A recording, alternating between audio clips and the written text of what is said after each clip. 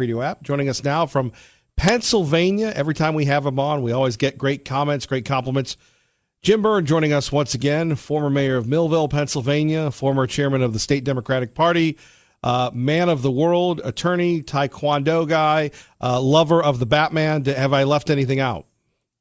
I am a big fan of Kevin Miller's. Good morning. Well, good morning, sir. Good to have you with us. So, we take a look at Donald Trump in Pennsylvania, one of the key states. You and I, when Barack Obama was having the breakthrough, you judged it correctly. You were the one that said this is how Donald Trump could and eventually did win. Folks didn't listen to you. So how do you see Trump in Pennsylvania and really in the heartland right now? Well, sure. The polling right now has him down in many of the states that he needs to maintain in order to secure another term, Pennsylvania being one of them. However, the polls said the exact same thing in these states in the middle of the campaign against Hillary Clinton. So don't put much in that. The Democrats still need a candidate and a message for those numbers to hold. What does Donald Trump need to do to hold Pennsylvania? I mean, it's no secret. He needs to spend time in western Pennsylvania. The Democrats back out in this section of the state felt abandoned by the party. Messaging and pleas for help and inclusion were ignored in 2016, and Donald Trump won Pennsylvania by a sliver. That sliver could have been secured in western Pennsylvania. From Pittsburgh to Erie, Interstate 79, the corridor as we call it, a little more attention, retail, and resource in Pennsylvania would stay blue. So I think President Trump knows that. He was here a couple days ago in Beaver County. And for your listeners, that's about 45 miles north of the city of Pittsburgh, where I am right now. Beaver County had a huge influx of business. A plant opened, a lot of jobs. Donald Trump was there speaking about the importance of industry and the importance of strong jobs in this part of the country. So he is very well aware of where he needs to be in Pennsylvania to maintain it in the red column. And I think that the Democrats are aware of that. I'm not sure, but he is not leaving any stone unturned in the Commonwealth of PA. That's for sure. Well, before we continue on, and, Jim, you and I were about the same age. Have you, as a Democrat, have you ever seen a Republican, with the exception of the Republican of our youth, Ronald Reagan, come in and win Ohio and Pennsylvania? States, regardless of where you live, have always been, as goes those states, as goes the presidency. How Donald Trump did it in 2016? I think it wasn't as much that Donald Trump won those states. Ronald Reagan won those states. Walter, it was Mondale and Dukakis. I mean, no disrespect to those great leaders, but they just weren't of the caliber to go up against Ronald Reagan. They just weren't. Their message, they didn't have it strong enough of a message. And they lacked the connectivity. So Ronald Reagan won in the 1980 and the 84 cycles on who he was.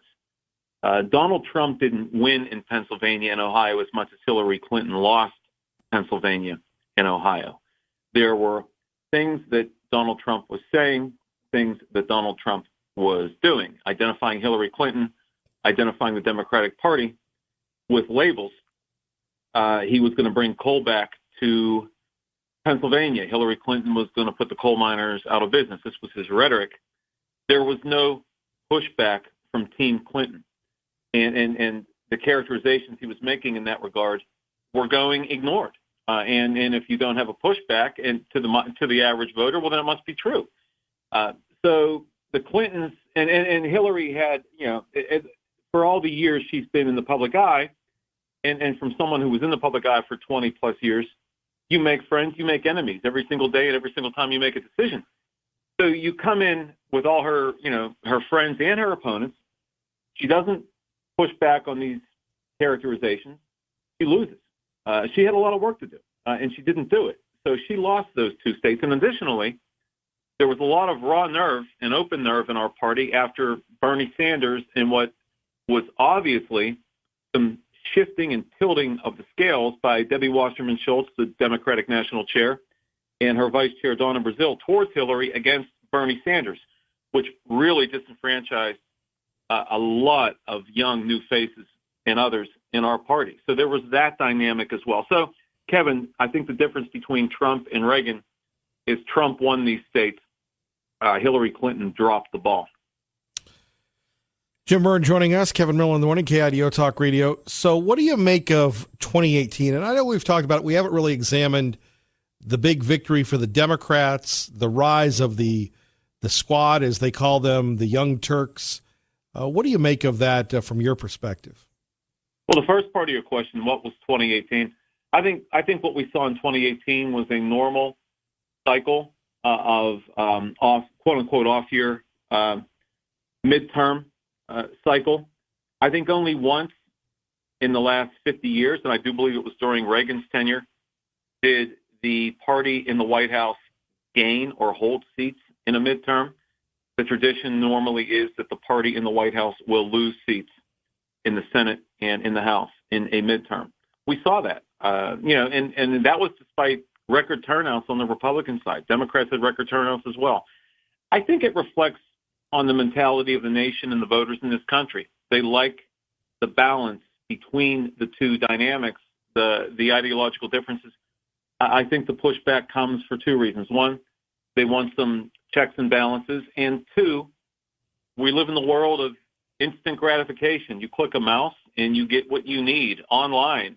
Government doesn't work that fast. So when an incumbent or a party acquires the White House and voters don't see the change coming, government doesn't move as fast as the internet, they get a little frustrated and they start clicking that voter mouse. So those two things. So I don't think there's anything uncommon there. The squad, the AOC group, the Young Turks, that's part of a process. They came in on platforms of change, of going up against an establishment, going up against the status quo. That is the art of their politics. They have to be cognizant of the fact that there's a difference between the art of politics and the business of government. Your activism got you into office, but that is one variable in a quantum equation of leadership. They need to be cognizant of their roots, cognizant of their base, how they got there, but not turn a blind eye to the many other constituents they represent who may not necessarily share those values. And it's still too early to say how they'll fare in that regard. What do you make of them? Do they represent your wing of the party? Well, Chairman Byrne represented the entire party. Sure. But I've never pulled any punches about the fact that I'm more of a conservative Democrat. I do love many components of the progressivism. I like that they stand for, the opportunity for everybody. I like where they stand on some social issues. But I also am pragmatic. I know that the Western Pennsylvania Democrat is more in line with me. There's a lot of pro-life Democrats out here. There's a lot of more conservative-leaning, moderate Democrats. And that gets back to my last point on the progressive wing, the AOCs and others. They need to be cognizant of that. It's important to have that voice and that activism, and the progressivism is energetic and it's appealing for the energy. But at the same time, not everybody shares those beliefs. And when I was state chairman, and I would go into the progressive caucus of our state party, there were some in there that were pragmatic, willing to understand that everybody needs to have a seat at the table and get a piece of their platform addressed, the plank on the platform, so to speak. I would caution those in the progressive wing, and I do it to this day, Kevin. You come to the table with an all or nothing approach, everything we want or nothing at all. I would say you're defeating the purpose. I mean, we railed against the Tea Party for years because of that approach that many of that movement were taking.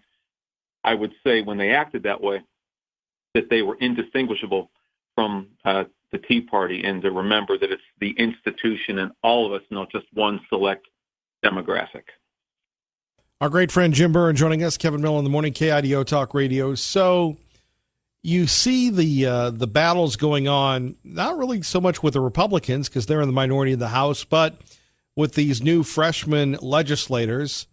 And by the way, reminding everybody, you're a Democrat, and with the balance of power, the keeper of the flame, Nancy Pelosi. How do you think that's working for your party, the Democratic Party? Oh, I think it's very healthy. I like this.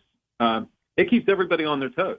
But the one thing, Nancy Pelosi is speaking now as a Democratic tactician, speaking as someone who, chaired the Pennsylvania Party for 5 years, speaking strictly from terms of being politically tactical on how to elect Democrats and be successful as a party. That's where I'm coming to you and your listeners from with this answer. Nancy Pelosi, irrespective of where she is in the party on the spectrum, radical left, moderate, whatever you want to call her, she is the perfect foil for Donald Trump. She's perfect. She is everything, in my opinion, that he fears. She's liberal-leaning. She's strong. She's independent, not intimidated by him. And, quite frankly, she's a strong, independent woman, and that scares the hell out of him. That's how I see it. So as a tactician, she is exactly who you want holding that gavel. And even the progressive wing of our party, the AOCs and the others, they see that, they recognize that, and she is where she needs to be if you're a Democratic activist or you want to keep a checks and balance in our Constitution working. Nancy Pelosi is right where she belongs. Yeah, I don't know about that. Didn't they imply that she was a racist? Well, somebody they did. They did. Again, look, in the heat of battle or in the heat of discourse, sometimes the rhetoric can get a little incendiary. Look no further than a Donald Trump tweet about people in his own party. I think that's all that happened here. I know the cooler heads have prevailed, and I know that at the end of the day, they appreciate the bigger picture. So, yeah, there was some type of an implication in that regard. I don't think that did very well for AOC or her squad to accuse Ms. Pelosi of being a racist. In fact, I think they learned a lesson because the very next day, President Trump was defending Nancy Pelosi. So live and learn, I guess, is my advice to them. More coming up with Jim Byrne as we move along. Do want to remind you, KIDO Talk Radio, along with Town Square Media Boise, is your proud home for the Spirit of Boise Balloon Classic. That'll be next Wednesday starting up. It's going to be great. It's exciting. Wednesday the 28th. You're going to have the balloons and Morrison Park. You can come by. It's free thanks to CapEd Credit Union. Don't forget the Night Glow Friday night. Get there early because parking is going to be a challenge. It is every year. Once again, thanks to CapEd Credit Union and our parent company, Town Square Media Boise. Coming up next, we go, we're going to talk to Jim Byrne about gun control and the Democratic Congress and what happens if the libs take over. Kevin Miller, KIDO Talk Radio. KIDO Talk Radio, Kevin Miller in the morning, 107.5 FM, 580 AM, the KIDO Talk Radio app. Jim Byrne joining us from Pennsylvania. A lot to discuss. And first of all, how is your city, the city of Pittsburgh, recovering from the synagogue shootings? Sometimes we forget, we get ADD in light of all the recent mass shootings that we've had, Jim. Well, thank you for that and for bringing that up. And we're still healing, and we are, not alone in that. There was an article recently in some of our local media outlets about the Tree of Life and where do they go from here, and moving forward without forgetting the horrific acts of hatred and violence that took place. But look no further than the cover of Time magazine this week, where it says enough. And the cover says a year of gun violence in America so far.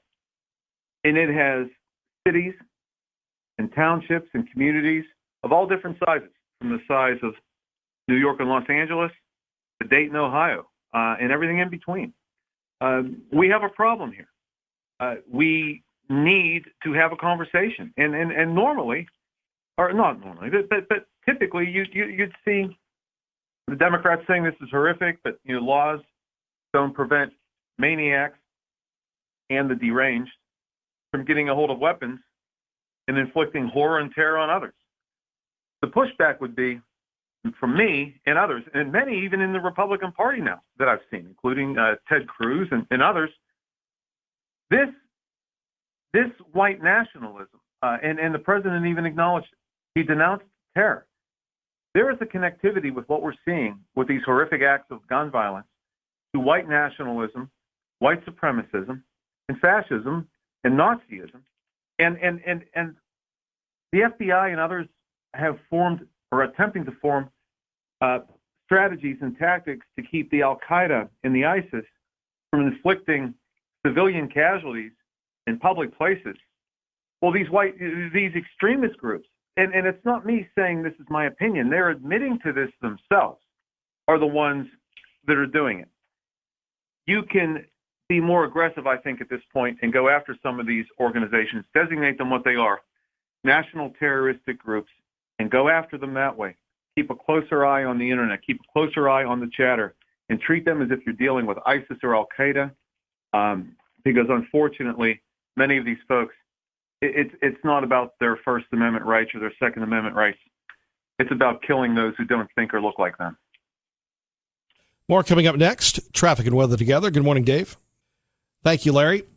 Getting back to your point here, Jim, at KIDO Talk Radio, then what do you make of the rhetoric coming from Beto O'Rourke and others where they call the president a white nationalist?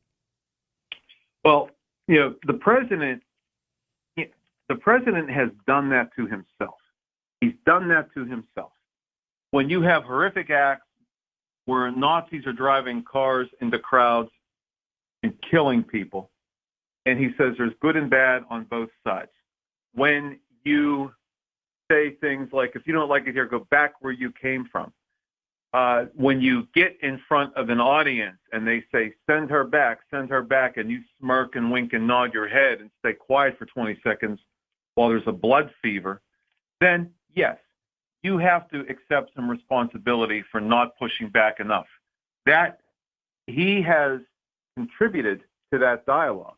And you know what's really sad about that, Kevin, is the fact that on paper, you can look objectively to see many of the things that President Trump has done to assist minority communities, African-American communities.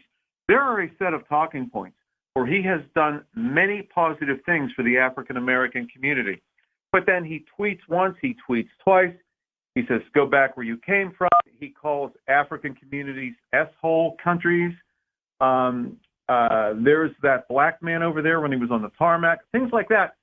And he undoes with his Twitter account and his lack of cognitive foresight, he undoes everything that he's done positive, and that's why he's polling in single digits in the African-American community. So to answer your question, he has created that narrative through his actions and through his words. Sounds like you're not backing down from it. My personal opinion, Jim, is I think it's irresponsible for Beto or any of these people to call the president names. I mean, we would expect more of, obviously, more of you, more of me, more of folks.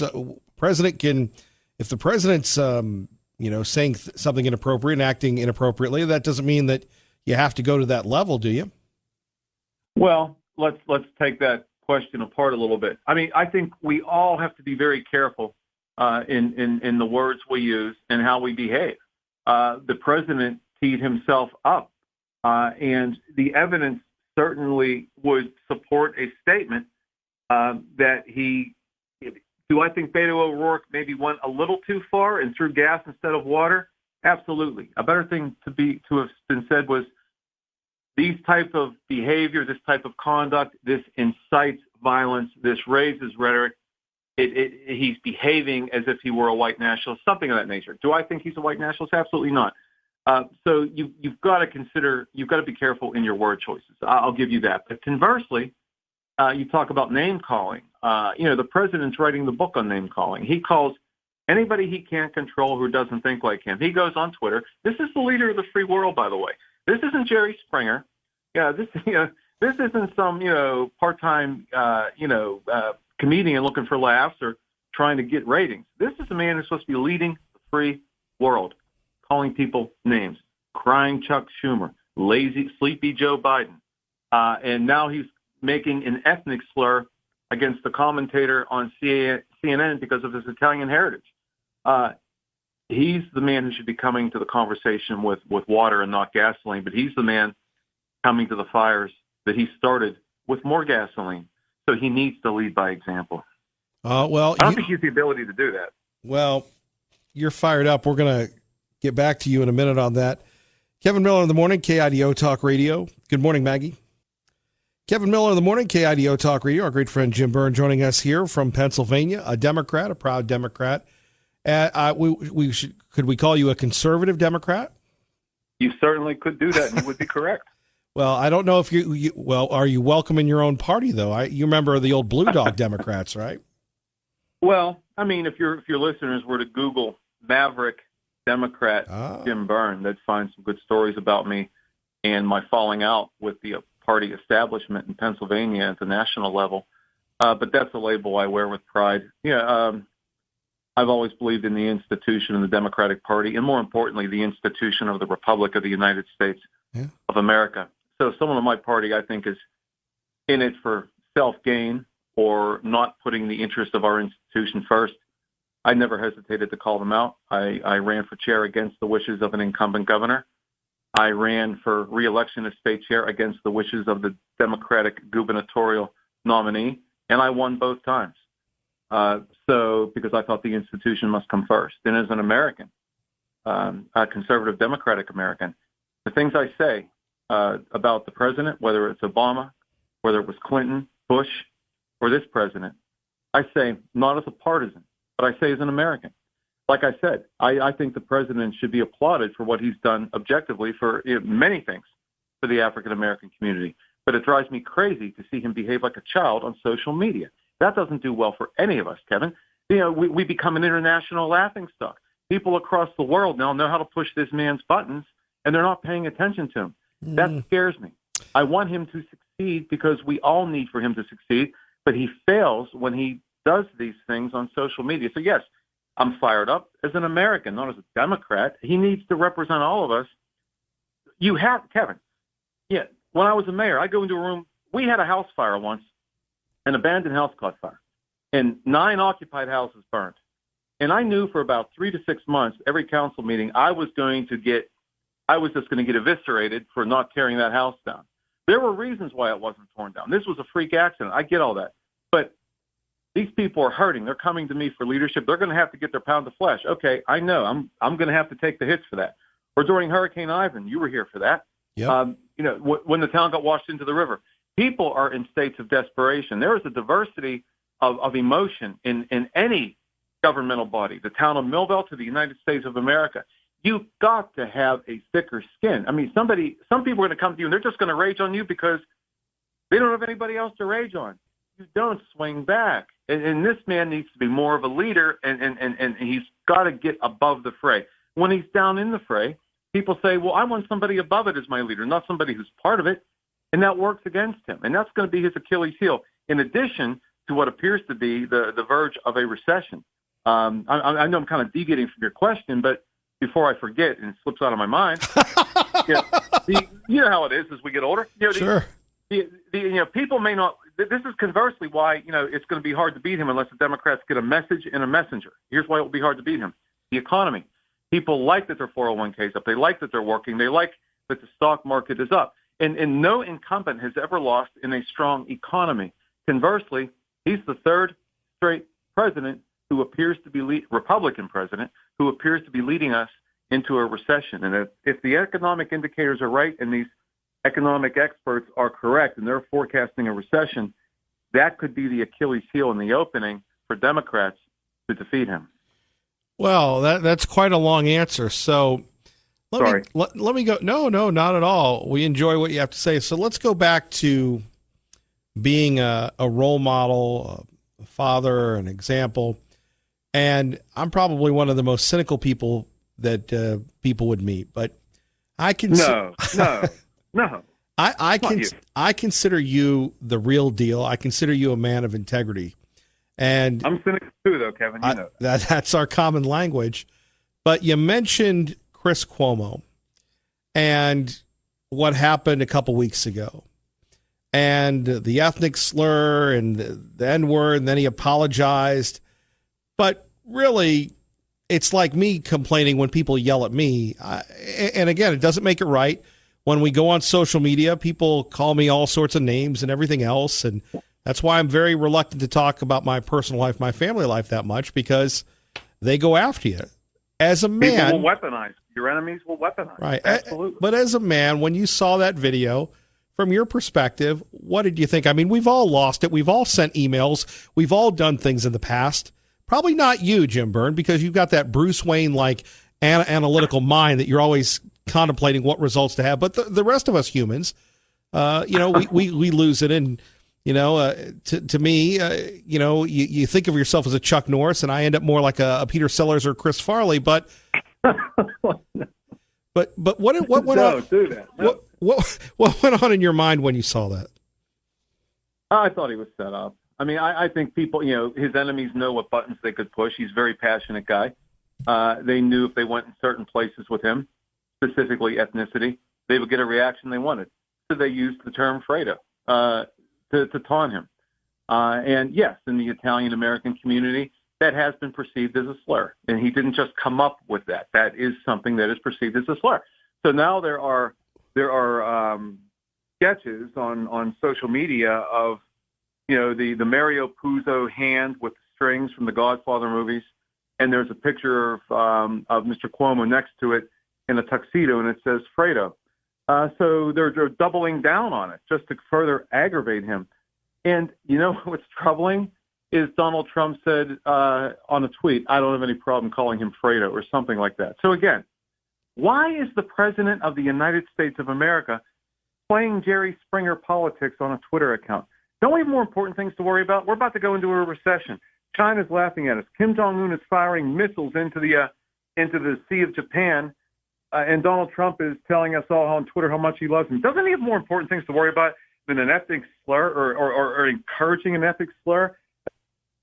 American, this is my point, or part of my point. He's getting, wait a minute, he's getting a reaction out of you. And again, brother Jim, just because something happens on Twitter, now you and I are analog guys.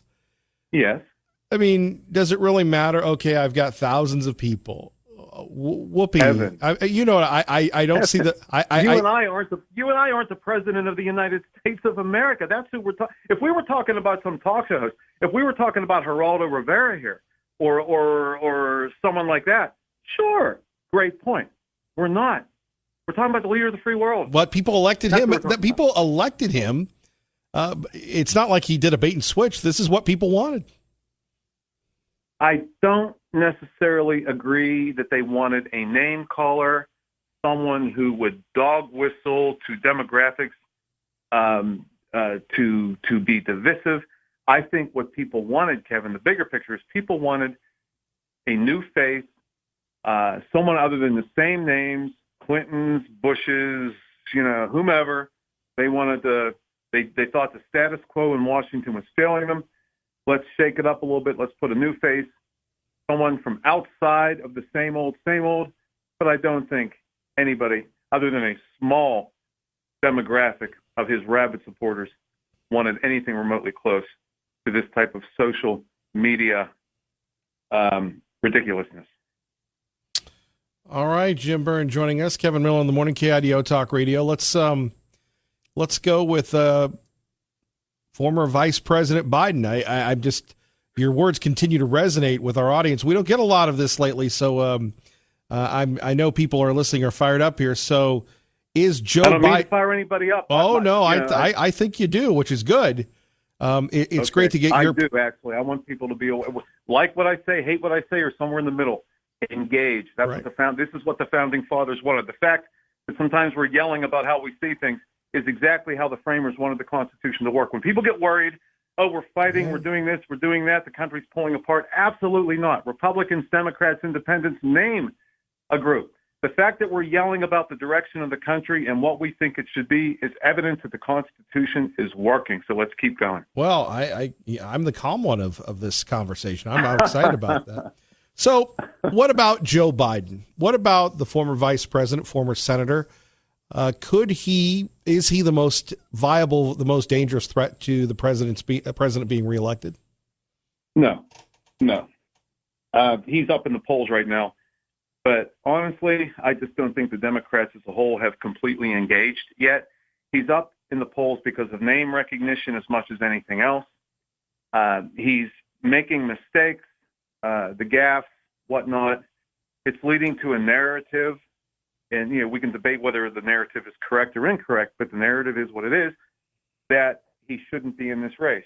I suspect that as we get past Labor Day and people start to focus on 2020, I suspect that his numbers are going to start to slip. I do not think he'll be the front runner as we move into 2020. A few more months, as he's starting to. He's at the debates, obviously, but he's been making mistakes there, and a lot of the post-debate polling shows that he's slipping in approval. But other than debates, he's stayed away and just ridden this wave of front runner on name recognition. Now that he will be forced to engage in a more retail fashion and be more visible and talk issues and specifics, I think people are going to start to see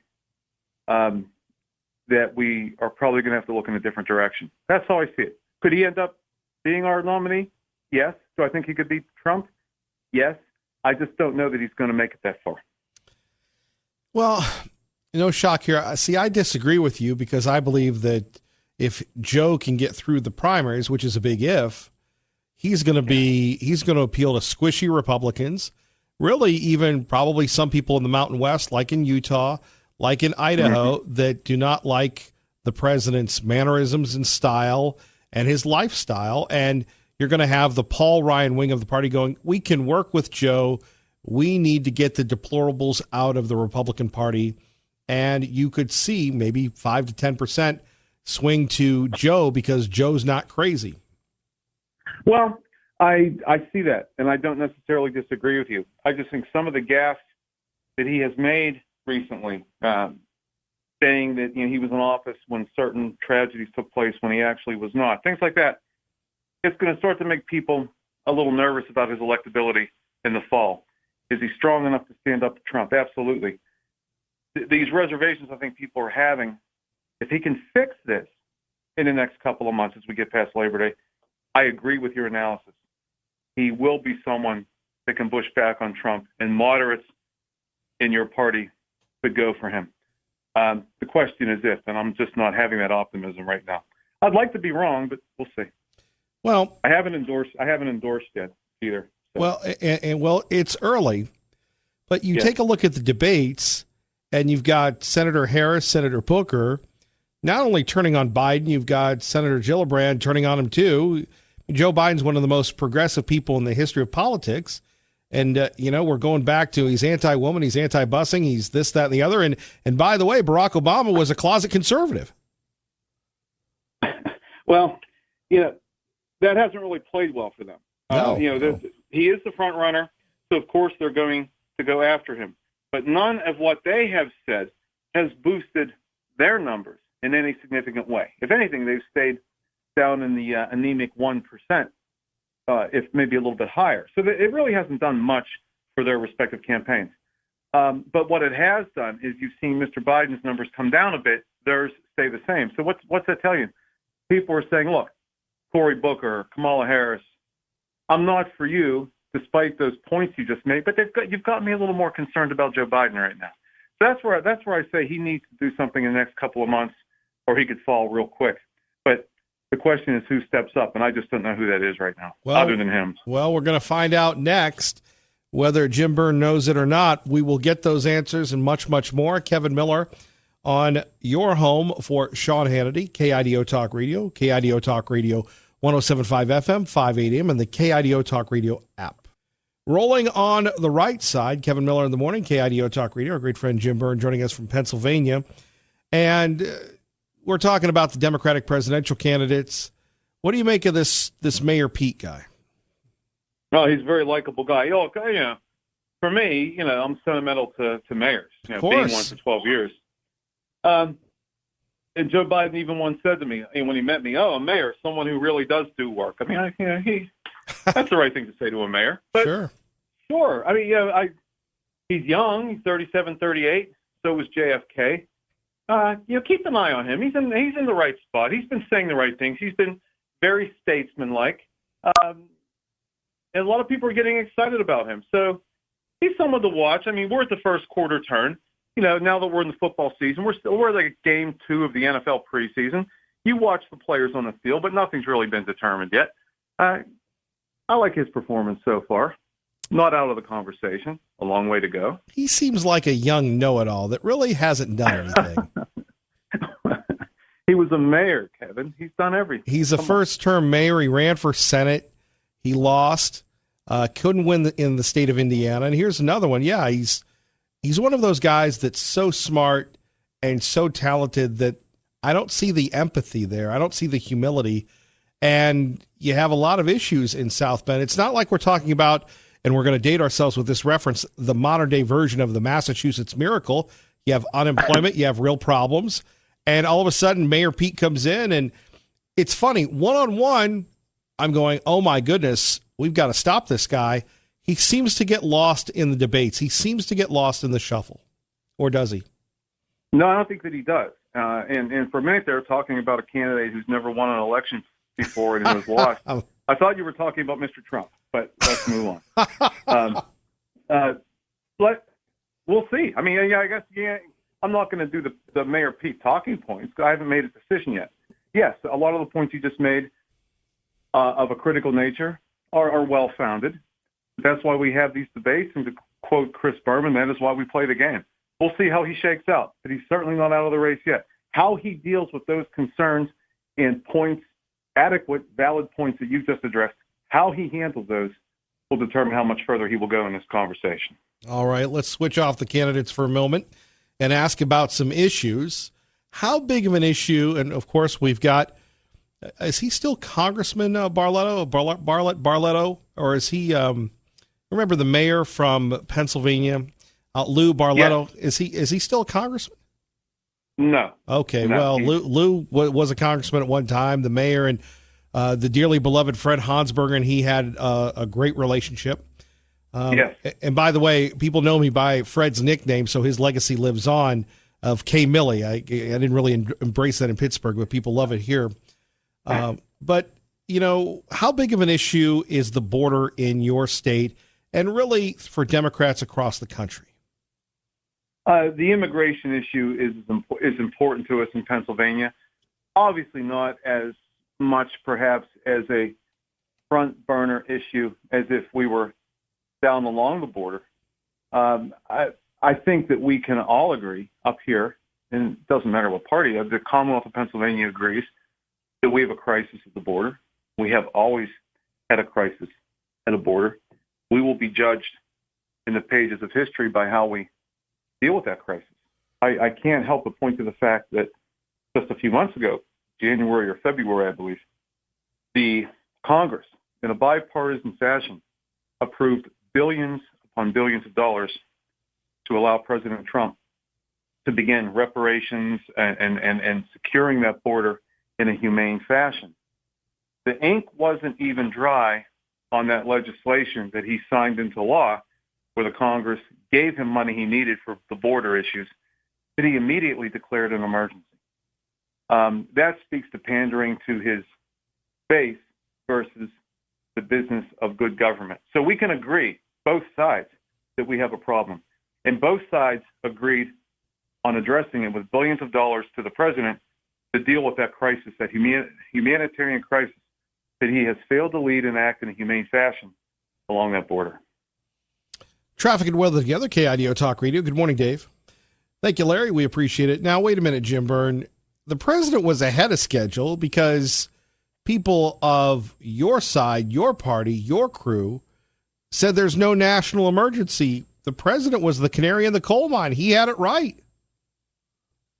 He declared the intent is what I'm talking about. He had just gotten billions of dollars to deal with the problem. And before that money could even be implemented to deal with the problem, he wrote an emergency declaration. So the motivations are in question. You just got what you wanted from Congress, and now you're declaring emergency, which when you're and this is the first. Somebody said, "Oh, this is not the first time a president has done an emergency declaration." Well, it's the first time a president has done an emergency declaration the same day Congress gave him what he needed to deal with the crisis. So his motivation is called into question, and we don't know whether or not he has adequately used that money or if he even allowed that money to get to where it needed to be to deal with this problem. So again, he declared an emergency for political motivation. He was given what he needed by Congress. It was a stunt. Oh, harsh words.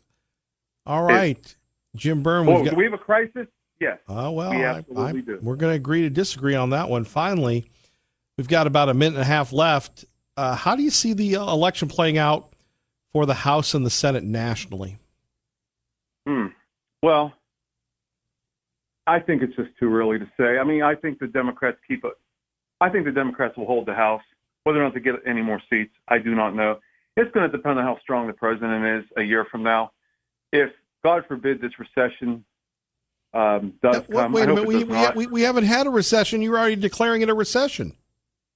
I said if this comes. If. Okay. Let's hope it does not. But assuming these prognosticators, these Punxsutawney Phils of the economic world, and Kevin knows who that is, if they're right, then President Trump isn't going to have the tails he needs to get either of the two chambers back. And if anything, he could lose the White House, and both chambers could be Democrat next year. It's going to the economy will determine the answer to that question about how well the House and Senate races fare for either party next year. It will be about the economy. Well, we shall see. Jim, we always appreciate it. Always appreciate our conversations in Pennsylvania, whether it was on television or on the radio. Likewise, my friend. I miss you out here, buddy. I'd love to come out there and pay you a visit one of these days, and I think I'll probably have to do that eventually. You always have a home here, and, of course, we would get you in studio. We'll make you work while you're here as well. No worries. I would look forward to it. Jim, God bless. My best to you and your family. Thank you, sir. Have a great day. God bless to you and yours and your listeners. Take care. There we have it, our great friend Jim Byrne joining us, Kevin Miller in the morning. And it's always great to get both sides, and here we have a Democrat at the highest levels of power giving us his insight on what we can expect next, and we'll be ready for him. Kevin Miller, KIDO Talk Radio.